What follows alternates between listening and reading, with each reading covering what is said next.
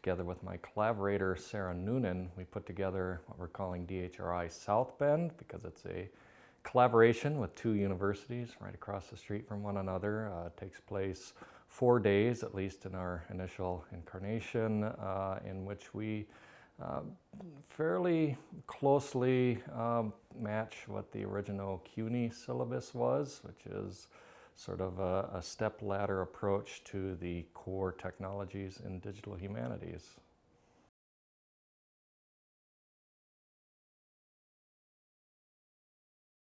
I find, first of all, simply taking a course of instruction, even if it's something you haven't experience in, always illuminates new areas of inquiry. And then sort of thinking as you're learning, relearning the technology on the meta level about how you teach the technology, I think that helped us get deeper into some of the questions because we knew we were going to have to turn around and think strategically.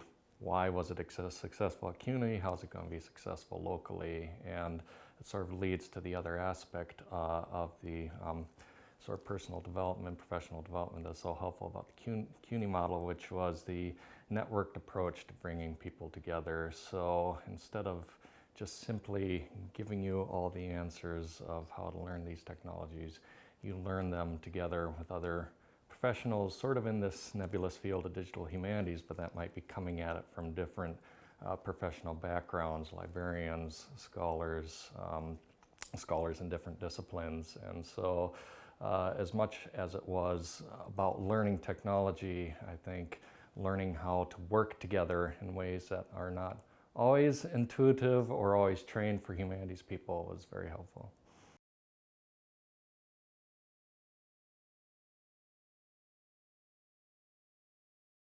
I think if you receive sometimes somewhat contradictory feedback, that's going to be a sign that you're maybe doing the right thing. One of the threads that we heard was, this is going a little bit fast, and on the other side we heard, could we have a little bit more?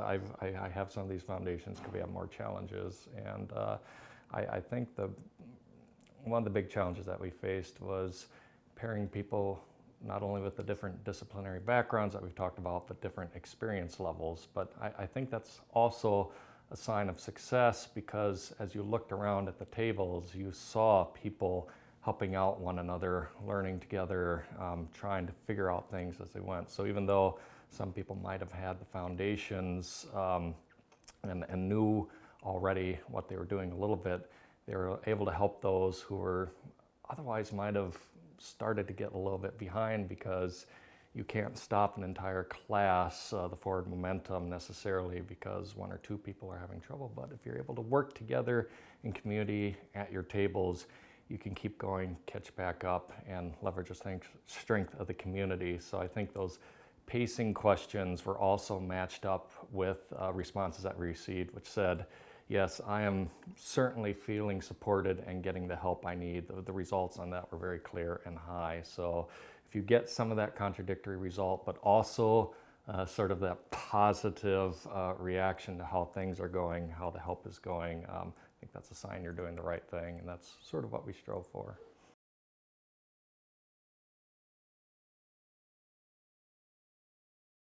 My collaborator, Sarah Noonan, and I come from different sized institutions. Hers, St. Mary's, is a liberal arts college. Notre Dame is an R1 sort of research heavy sort of college, but both are looking to emphasize interdisciplinary study, if I understand correctly, and DH is a great place for this kind of engagement. And so we wanted to expose our participants to that diversity of participants and where they're at, whether they're students. We did have one undergraduate students, graduate students who are looking to start very much research projects, but faculty members who might be looking to integrate DH more into teaching and pedagogy, which again, in turn, if you're a graduate student, you might end up in a more teaching heavy type of institution. So I think that that sort of diversity of background in multiple aspects was something that we wanted to expose people to that's very compatible with DH. And then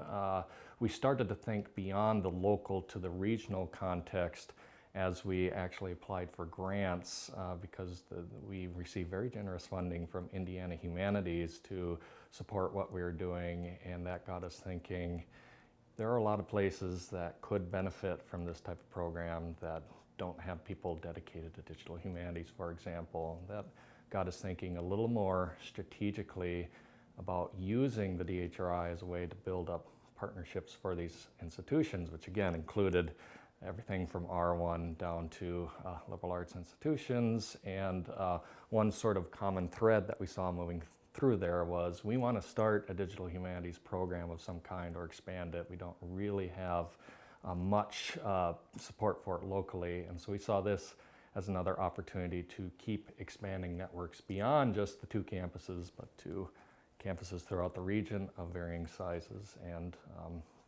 emphases.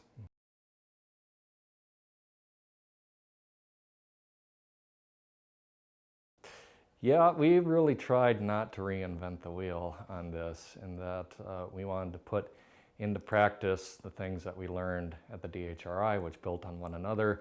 Here's command line, here's Git and GitHub, and now you're going to use that the next day to start building out the advanced sessions. And so we sort of took that ethos and said, okay, let's fork the curriculum, see what that looks like, let's start to make edits. And that actually got us thinking about what is the relationship of our fork curriculums to the original, which I don't think we've actually sorted out yet, but we did want to use that fork curriculum as a basis for what we were doing, because there's been a lot of work and a lot of experience that has gone into that. And so we took that and sort of turned the keys over to our graduate student teachers.